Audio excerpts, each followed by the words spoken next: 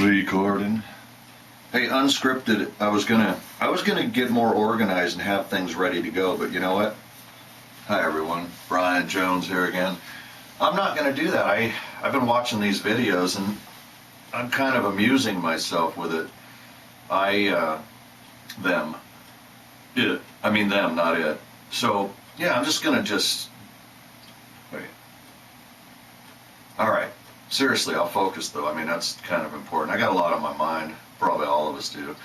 But first off, let me say what happened last time. Why that video got cut off was the memory card got jammed up. So I'm staying on top. And by the way, you're gonna be really relieved to hear this. I went and I ordered 2 backup batteries for this camera because the batteries are kind of beat, and so you know that's coming. And I'm just going to continue. What I've got going today is I want to show you one sample that is 21 seconds or so. I'll verify that in a minute here. And you know, I've been goofing around a lot, and I'm going to keep doing that. But really, I have a very serious purpose in mind for what I'm doing here. And I'm going to move closer to that direction. And ultimately, like I said, opening doorways with other people, because I can talk to myself. I've got lots of practice, but I can't do anything to help other people much, to apply my abilities to bring through information. And I mentioned the thing about the stroke patient, brain injury. It could be a lot of things. It could be some psychiatrist, psychologist that has a really hard case of somebody that may be really disturbed. I don't know, maybe it's a spiritual attack. I'm not an expert on that. I'm not even a novice on that stuff. I'm not going to say that I am. But I'm just saying I can pull things out of audio recordings, and I think it grabs energies of consciousness and bits of information. And I'm keeping the terms really loose because it changes all the time. I think it's I usually can put 2 words together that mean a lot to me. One of them is infinite variables, and I've got infinite, infinite definition. Okay, so here's the thing. I'm going to focus on this 21-second clip. I was going to go in there and dissect it so it was all, you know, ready to present in pinpoint fashion. But if I ramble on this way, maybe I'll accidentally say something that's really profound. So here we go. This one is, I want to tell you the backstory, but let me get Goldwave open here.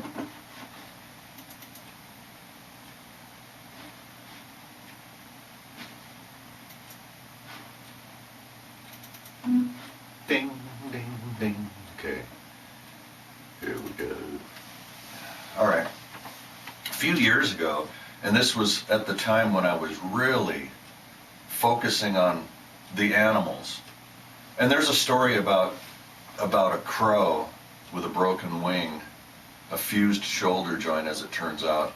That was a little bit more than coincidental. Maybe I'll tell you, maybe at some point I'll leave the computer alone and I'll just tell you some pretty profound stories of things that I've witnessed firsthand that I think were yet just another little tap on the shoulder or wave on the shoulder that were reminding me, hey, come on, man, don't give up. You know, it's all around us. You know, and there's a lot more to say about that. And I'm moving. I've got countless audio artifacts right now. But anyway, back to this one here. It was during the time when I was really focusing on the animal communication. So there was a young, I believe she was a golden retriever, in a yard about a block and a half or so down from my house when I lived in North Seattle by Green Lake. And I used to park down on that arterial because parking was really jammed up there. And this young dog, she was young, I'd say she was probably like a year old, really sweet dog. And you can see her dog house had her name, Ella, right on the top. I met the young lady that she belonged to, real nice young lady. But Ella was so high strung, and you're going to hear it in a second. But, you know, I was scrambling, to try to keep up financially a little bit, because like I said, I've always been kind of all over the map and insomniac and all that stuff, and it's coming around. I mean, I think things are going to be a lot different that way, but pretty soon actually. And so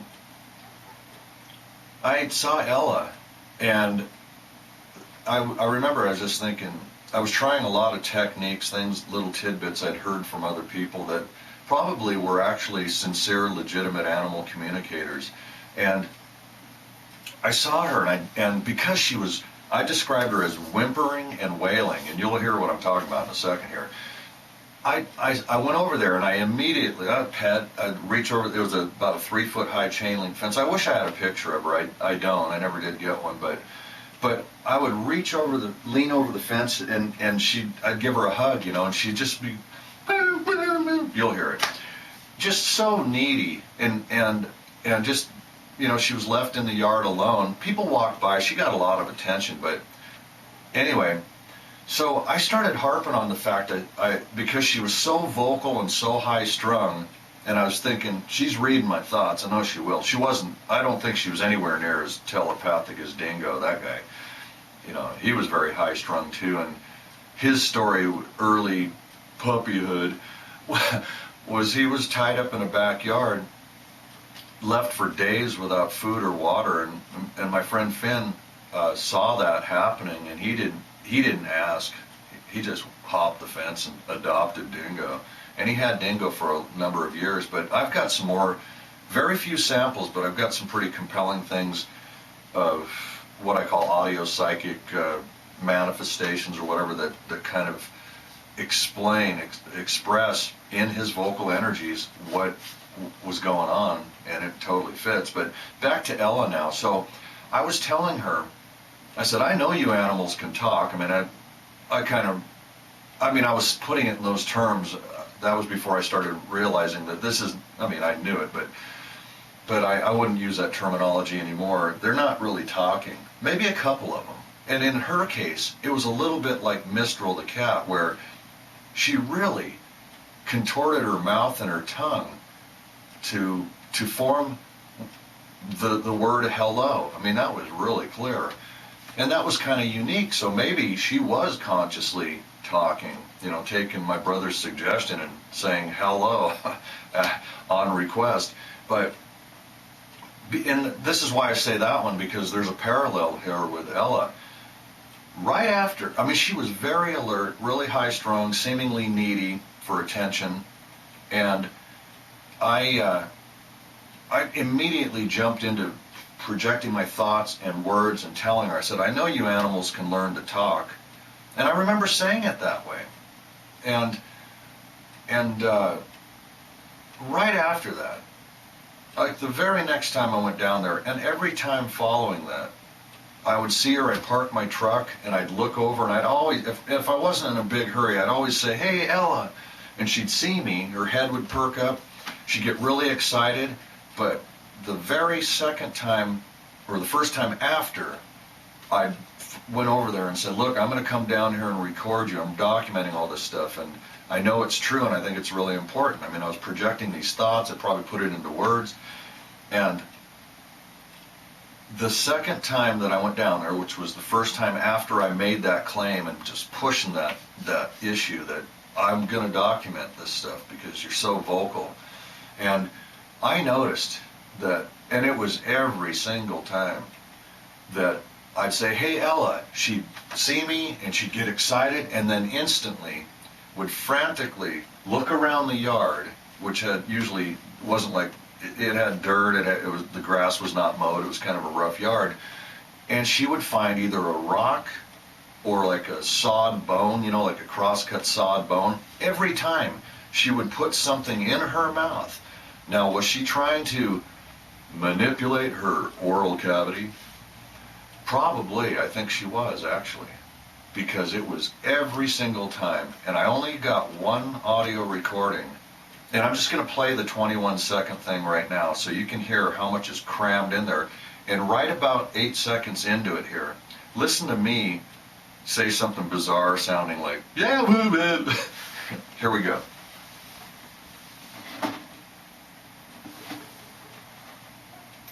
All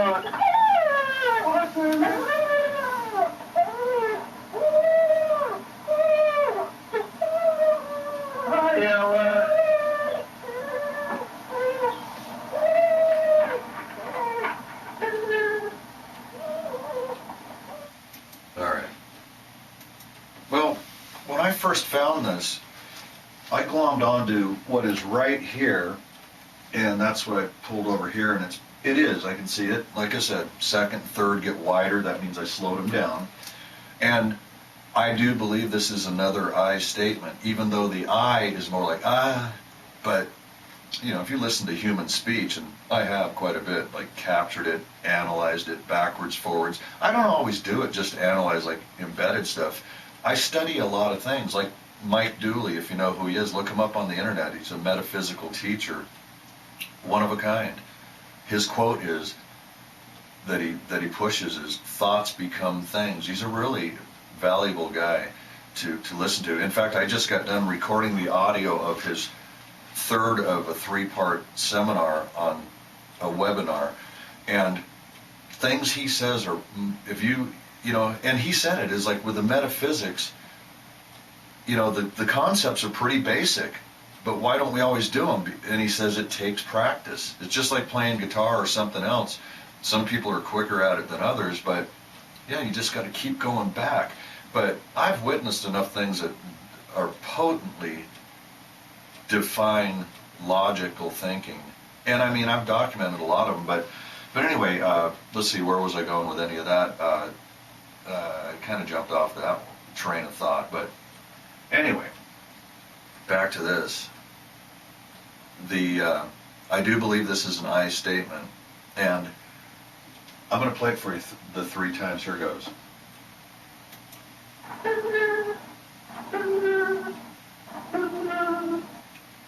What I hear of it, as I said, the I is there, and I believe that is what it was intended to mean, is more like an it's not quite a sharp I sound, but I think the second syllable, if you want to call it that, is pretty damn clear.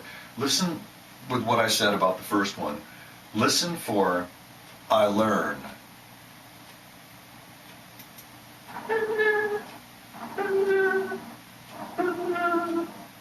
Learn's pretty darn clear to me. And like I said, I remember saying to her, I said, I know you animals can learn to talk, but it's a mixed bag with animals just like people. They're on their different levels of, and probably mood swings too. But I remember telling her, I said, I know you animals could learn to talk, but every single time putting that bone or something in her mouth, and that's what she did here. But within just that short capture right there, which actually looks like it's only about 17 seconds, give or take, there are a few things just embedded in there, and I want to focus on this. Listen for when I walked up to her, I said, hey baby, I'm pretty high strung, and then I said woo. Listen for that right here. In fact, I'll stop there when I get there. Okay.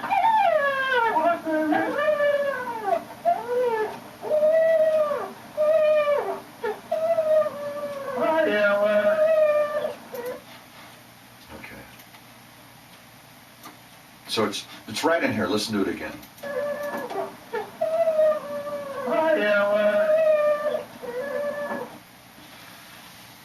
Boy, my mind. Yeah, you know, I'll give you another example why I find it so useful to capture these energies on audio recordings. I don't know if any of you remember Saturday Night Live back in the days when Phil Hartman was on there. If you remember him, tragically, and I never followed up the story, but his wife shot him to death when he was sleeping, I believe. And I don't know the backstory. I really don't get way into that stuff. I'm more interested in animals than humans. We're all complex, the animals too. But anyway, he did a sketch on there regularly where he was making fun of Peter Graves as being the host of some show called, it was like a science show, and he was making out Peter Graves. By the way, I don't know if you know this or not, Peter Graves was actually the brother of James Arness, the man that was Matt Dillon on the television version of Gunsmoke. But that's not what That's not why I called, but it's just trivia. I listen to a lot of cool old stuff. It's not all this. KIXI.com, don't forget them. A lot of old cool radio theater on there. By the way, Matt Dillon on radio was William Conrad, who was, quite a radio actor. Cannon, not so much. Or Jake and the Fat Man, remember that? Okay, back to this now. Okay, where was I? Let's see. I lost my train of thought again. Anyway, yeah, I really did, but I got a lot to say, so I'll just patch it up here. Oh yeah, I know what it was. Thanks. Back to Phil Hartman portraying Peter Graves, and made Peter Graves out to be like some nutcase. Where I remember one of them, and it was kind of funny, really, where there was a guy. It was a science show. It was a parody of a science show that Peter Graves actually had hosted, and one of them was there was a guy inside a plastic, like an aquarium with a poisonous snake, and the whole idea was that he's showing how this man, if he sat perfectly still inside with a venomous snake, and everything was mellow, that it was safe, that the snake wouldn't perceive you as a threat. So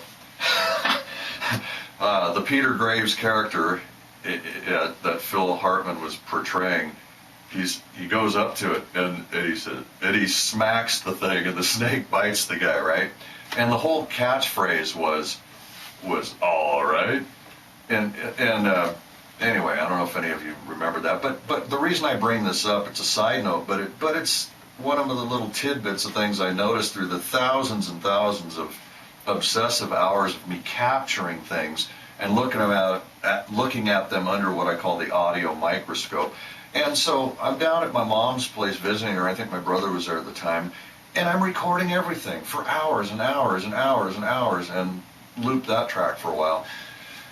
And I hear this, and I play it backwards, and I hear myself say, all right, just like Phil Hartman did on Saturday Night Live. And yeah, I'm a little manic, and I had other people, drinking buddies, a couple of them, where we would always say that to each other, the all right. I still do stuff right now. I just got a lot of hyperactivity going on. So anyway, back to this now. So listen to that again, this weird sound that I just said. I didn't plan to do it, but I want to show you this.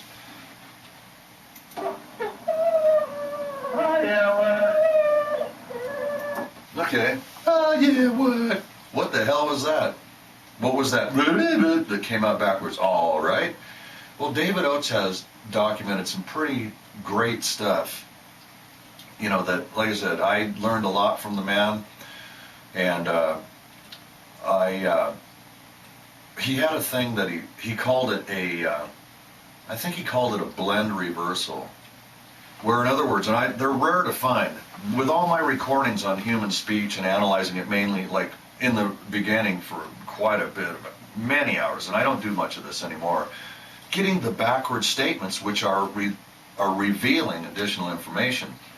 But a blend reversal is like a coming together of the minds, and I have one on myself and this other guy, a drinking buddy, former drinking buddy. I quit hanging out with him a long time ago. I decided to get off that freeway. I'd get off the off-ramp, maybe go into a rest area and get back on it, but I've been tapering it off, and now I'm just staying completely away from it. I'll be 58 years old, believe it or not. I'm talking to myself now on that one. May 1st, 2020. It's hard to believe, but what I'm saying is, 22 years from now I'll be 80 years old, so I don't really want to blow my body out.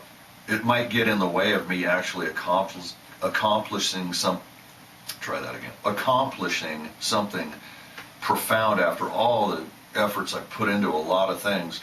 So that's, we'll just say that. I mean, I'm just saying I want to have a hand in writing my own eulogy, and I don't want to have to rely completely on humorous bits on that. But anyway, so the blend reversal. One guy starts it, or person, shall we say, starts it, and then someone finishes that sentence in reverse. If you think about it, there we go again. There's another very profound glimpse of reaching through the veil into, given linear time, the arrow of time, the middle finger. Because how could somebody, I mean, this is mysterious stuff, and it operates from the higher mind levels, I would think, but say, so in this case it was that, well, I won't even go into that example, but let's just say one person starts a sentence, the other one finishes it in reverse. If you think about it, phonetically, physically, in the real world, whoever finished that sentence may uttered the vocal energies first, so it defies linear time. Well, those are rare between human beings. This one, I do believe, is between Ella and myself. So you heard that bizarre thing that I said there. Let's flip this around. I'm going to zero in on it a little bit here. I'm doing this, I could have clipped all these out. I actually had this all broken down, but I'm doing it just the, what's that word? Flow of consciousness. Why don't we call it the flow of super consciousness, just to brag a little bit here. But okay, so here it is backwards.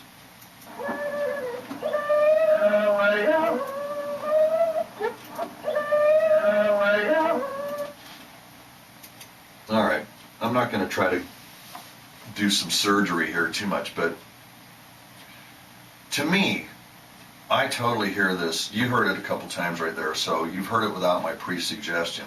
I told you, the way I perceived Ella and described her was, she always whimpers and wails, right? Well, she starts this one, and my bizarre kind of blends in with her. See if you can hear her start out in her singing tone, and I kind of got a sing-song tone bizarre thing going, making that weird noise forward. See if you can hear the blend reversal of Ella saying here and me blending in with her wail. Listen for hear her wail. Here goes.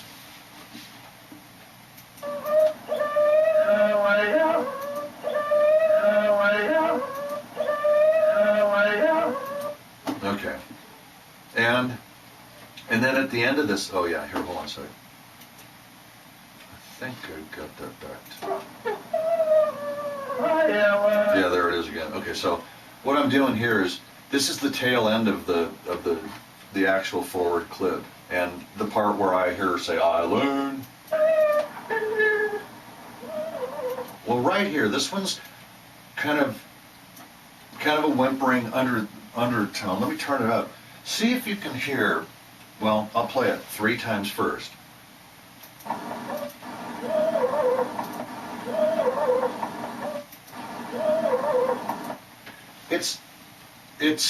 I do believe this is in here. She's expressing a thought or a knowing.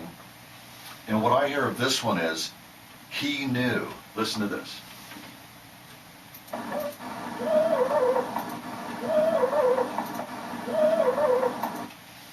And, you know, that's not the clearest in the world, but if that's true, she knew. I mean, and there's more there. So here, let me do this.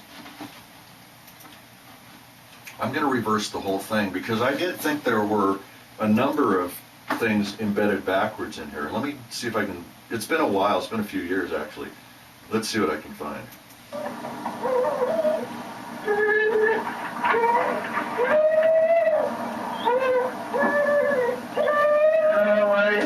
Oops.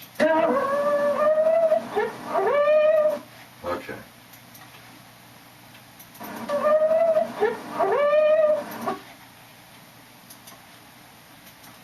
Now, keep in mind, she was a puppy. Now, she was a pretty good-sized dog, but she was probably a year old.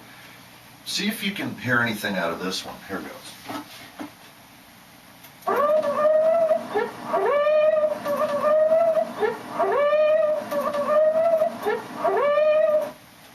I don't know. Like I said, these are not pristine, and I do, because of the intensity of it, and maybe I am filling in some blanks, but maybe not.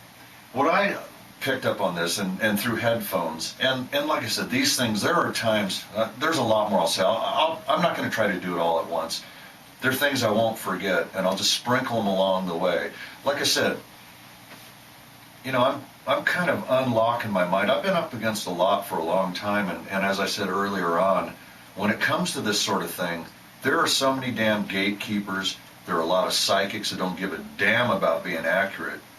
You set up an appointment for like next Thursday for an hour for $100 or whatever it is, or 150. I mean, some of these people charge a lot of money. And what if they just had a whole lot of crap go wrong, or their horoscope doesn't line up, but they need the money, so they're going to go through the motions with you anyway. And I've seen that over and over again. I mean, I went to a few of these people myself early on before I was just aware. Anyway, okay, so see if you can hear. I don't know if I played this after my suggestion. I'm going to do this just to cover the bases. I'll have to check myself on playback, but see if you can hear "We're Just Aware."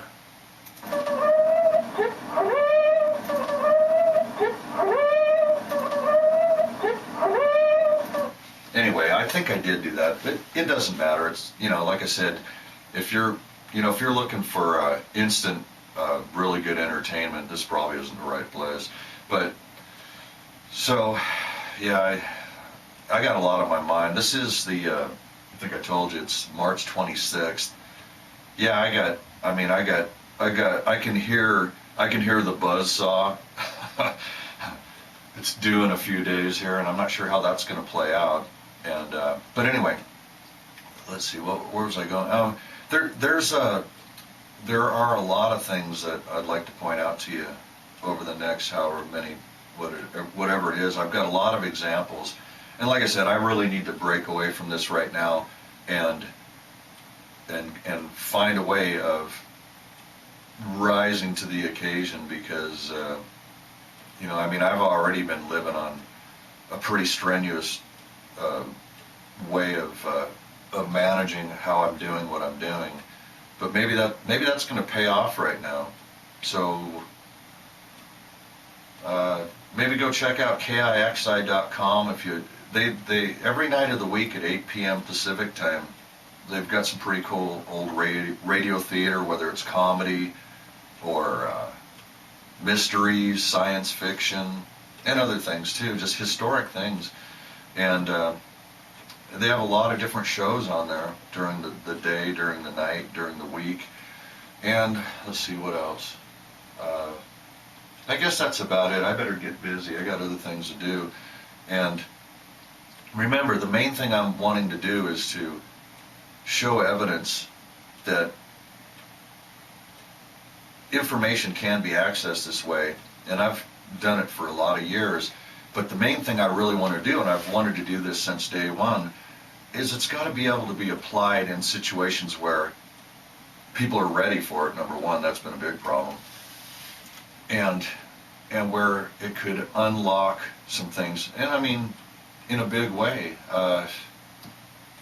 There are probably a lot of physical diseases that are manifestations of energy blocks and everything.